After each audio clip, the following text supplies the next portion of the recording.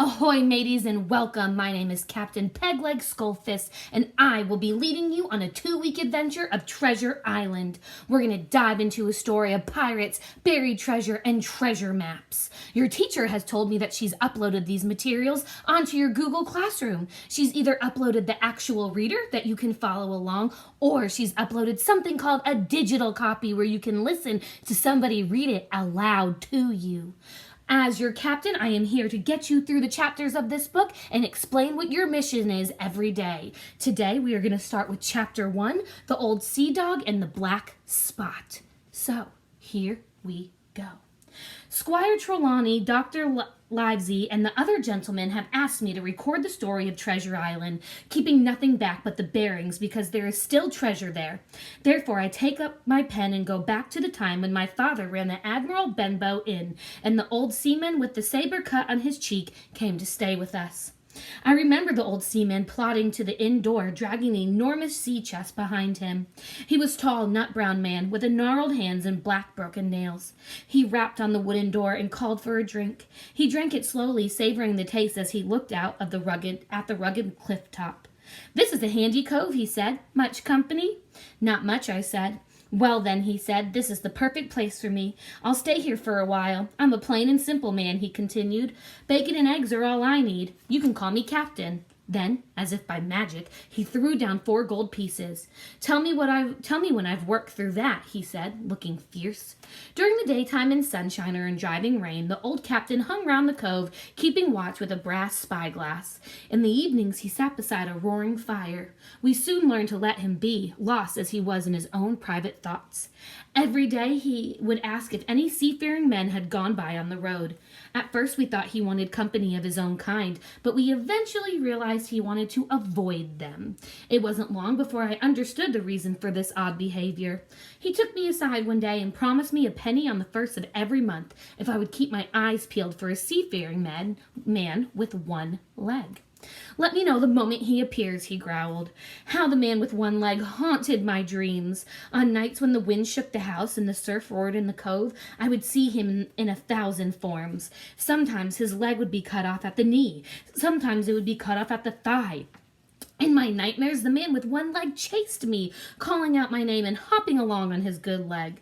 He was always just a matter of inches behind me. I paid a pretty dear for my monthly penny in the shape of those terrible dreams.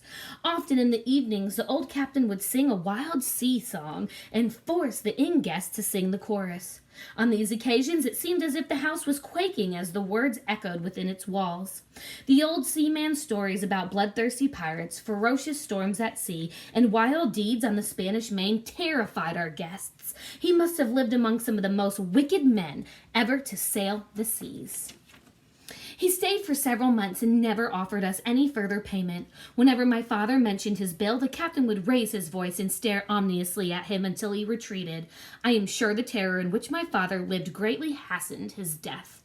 One morning, while the captain was out walking and taking in the salty sea air, another seafaring man arrived. I was setting the breakfast table when the door opened and the man stepped in. He was pale, rascally-looking creature, and I noticed he was missing 2 fingers. "Is this here table for my mate Bill?" he asked, pointing to a table that had indeed been set for our secretive guest. It was not a straightforward question, and he uttered those words with more than a hint of sarcasm. I told him the table was for a man who called himself the captain. "Has he got a nasty scar on one cheek?" he inquired. "Yes," I replied. "Well, that would be my mate Bill. Is he here?" he continued. "He's out taking a stroll," I explained. The stranger announced that he would wait for his mate to return. Then he stood inside the door, peering out like a hungry cat waiting for a mouse. After a while, the captain strode in. "Bill!" shouted the stranger. The captain spun around. He had the look of a man who had seen a ghost. "Black Dog!" he gasped. "And who else?" returned the other. "Black Dog's come to see his old shipmate Billy Bones." "Now look here," hissed the captain. "You've managed to run me down. What's your business?" "I'll have a drink," said Black Dog. "Then we'll sit down and talk square, like old mates." They sat down, and for a long time I could hear nothing but low mumbling. Gradually their voices grew louder until the interaction became a cacophony of unpleasant exchanges. This was followed by an explosion of crashing sounds. The chair and table went over, a clash of steel followed, and then a cry of pain. The next instant I saw Black Dog in full flight and the captain in hot pursuit, both men with sabers drawn. Blood streamed from Black Dog's left shoulder. At the door, the captain aimed one last tremendous blow, which would certainly have struck Black Dog had it not been intercepted by the inn's signboard. Black Dog, in spite of his wound, disappeared over the hill in half a minute. The captain stood staring like a bewildered man. At last he turned, staggered, gasped for breath, and grabbed the door with one hand.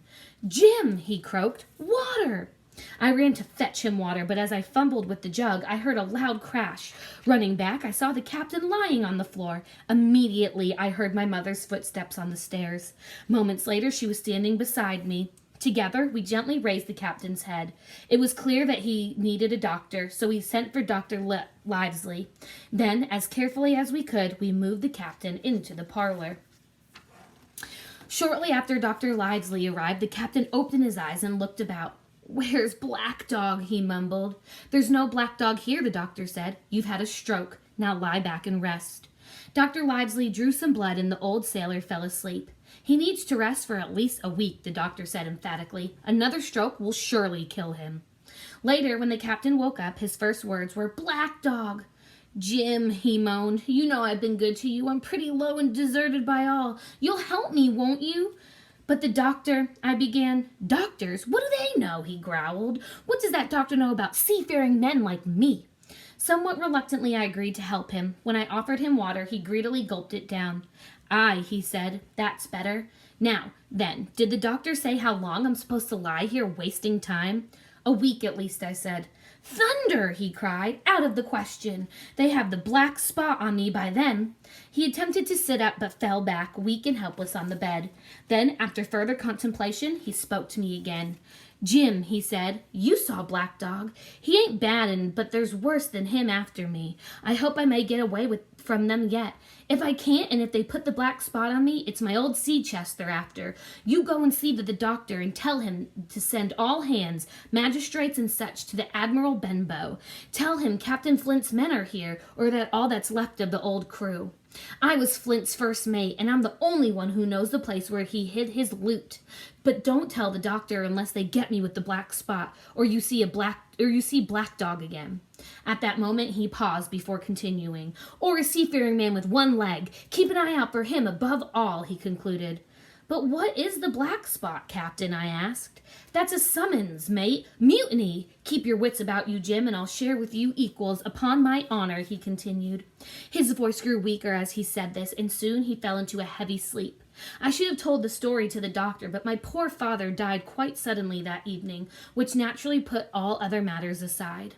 The day after my father's funeral, I was standing at the door full of sad thoughts when I saw a blind man slowly walking up the road. He wore a green mask over his eyes, and he tapped the ground with a stick. He was hunched as from age, and wore a hooded sea cloak. As he drew near, he called out, "Will anyone inform a poor blind man who has lost his sight in the defense of England? God bless King George! Where he may now be?" "You're at the Admiral Benbow Inn," I explained. "I heard a young voice," he said. "Will you lend me your hand and lead me in?" I held out my hand, and the blind man gripped it like a vice. I struggled to escape, but he pulled me close. "Now, boy," the blind man said through gritted teeth, "take me to the captain." "But," I protested. "Take me now," he commanded. He gave my arm a twist that made me cry out in agony. I've never heard a voice so utterly cruel and cold as that man's. I obeyed him without further hesitation. We walked together toward the room where the captain was resting. "When I'm in view, cry out. Here's a friend for you, Bill," he instructed me. As I opened the door, I repeated his words in a trembling voice. The captain attempted to rise, but he was too weak. Then I saw the blind man slip something into the captain's palm. "Now that's done," said the blind man. With incredible nimbleness, he scurried out of the inn and back along the road. I could hear his stick tapping as he hurried away. The captain gazed at the piece of paper the blind man had given him. 10 o'clock, he cried. "That's 6 hours from now. We'll do them yet." With that, he lurched forward and managed to get to his feet. Then, quite suddenly, he reeled about and put one hand to his throat. For a moment or two I watched him as he swayed from side to side before crashing to the floor. I hurried to assist him, but I was too late. My mother descended the stairs and saw the old seaman lying on the floor. I explained to her as best I could what had just happened. After much discussion, we decided we should open the captain's sea chest and take the money he owed us. First, we had to retrieve the key from the captain. The captain lay on his back with his eyes open and one arm outstretched. By his hand was the slip of paper marked with the anticipated black spot. Scrawled on it was the message, "You have till 10 tonight." I searched the dead man's pockets but could not discover the key to the chest. "Perhaps it's round his neck," suggested my mother anxiously. I opened up his shirt and there it was, hanging from a piece of string. I cut the string with the old captain's knife, and then my mother and I raced upstairs, intent upon opening the captain's sea chest.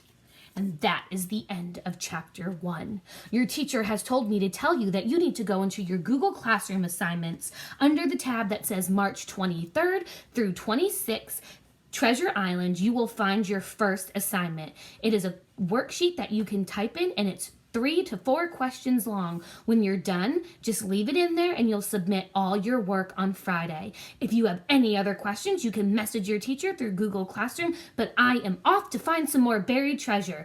Catch you back here tomorrow to read chapter 2.